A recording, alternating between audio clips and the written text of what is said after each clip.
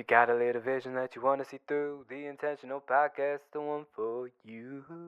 As I've gotten older, I think about my legacy more. Before, it used to be wanting to accomplish something for myself. And while it should always feel purposeful, the work that you're doing, because you're being fulfilled in it personally, you need to have that backing of giving back, that sense of this is bigger than you. And when it comes to my legacy, I think about what I've accomplished so far in my life at 23 and whether I'm proud of myself. And I'm so proud to say that I am.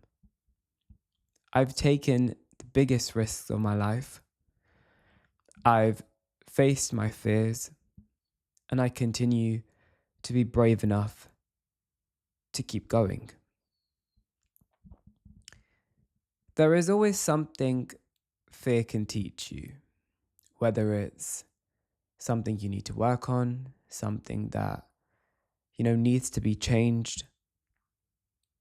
But I'm so glad that every single time I've seen fear since the age of about 20, I've chosen to go to it rather than run away from it. I was initially going to make a video talking about avoiding conflict, but this one seems to tie in this topic perfectly. So here's my little spiel about that. I have a lot of people in my life who are conflict avoidant, where they see some tension and they choose, instead of confronting the tension and easing it, they look the other way or they run the other way.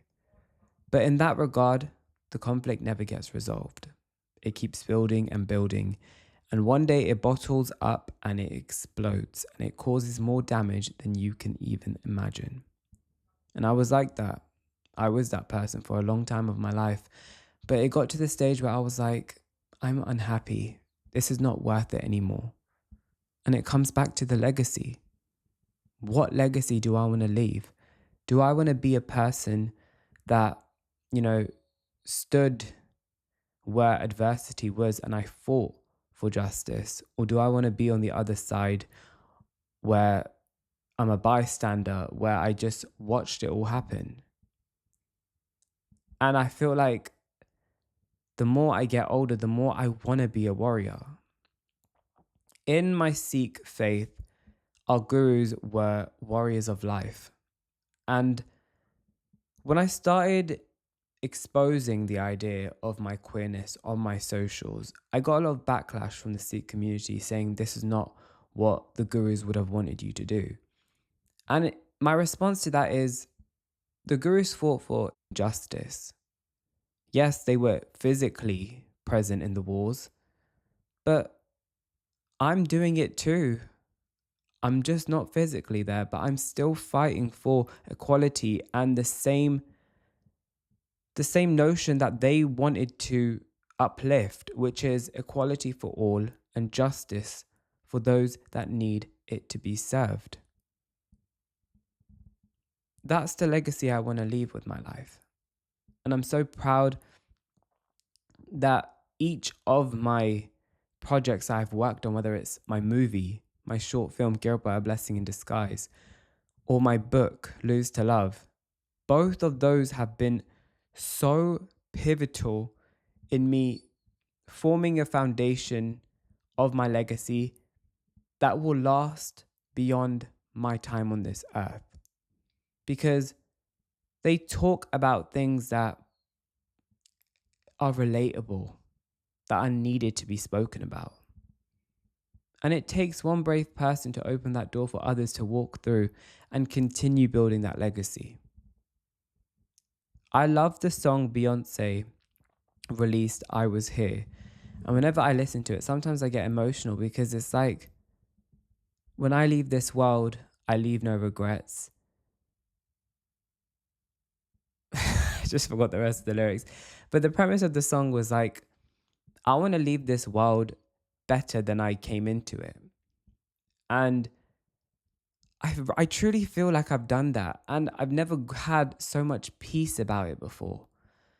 It's tough, and there's a lot of shit that I combat on the daily from people not getting it or making it a joke. But to me, in the past, when I would have let it, get under my skin, now I'm letting it build my skin thicker than it's ever been before. Because I know that what my faith promotes is fearlessness, being brave enough to go where others don't. And I am a warrior, and I will never step back from that position because it gives me power. It gives me purpose. And for a long time, I didn't have that. It felt lost. And my journey navigating that lostness, I speak about it more in depth in my book, Lose to Love, on Amazon now. But the resolution I reached from, still walking even though I couldn't see the next step was so monumental in me discovering my truth and my identity of what the legacy has to mean for me. And it's different for everyone else. So please follow your own legacy, build your own path, because we all need you to change this world and leave it a little bit better than you came into it. That's all you can do. Like Drake says in Moment for Life, everybody dies, but not everybody lives. And that's a true, harsh fact about reality. Some people just disappear. We never hear from them again. I don't want to be that person. I want my work to live on for years beyond its time. Be historical. That someone changed the game. They were brave enough to change the game when it wasn't easy. I'm just like you. I had a dream, and the dream turned into a legacy that I wanted to create, and now I'm here on the path of creating it. Think about your legacy. I truly believe everyone on this earth deserves a legacy. Whether you're a teacher, a doctor, an artist, a shopkeeper, your legacy represents you and what you stood for. Be the change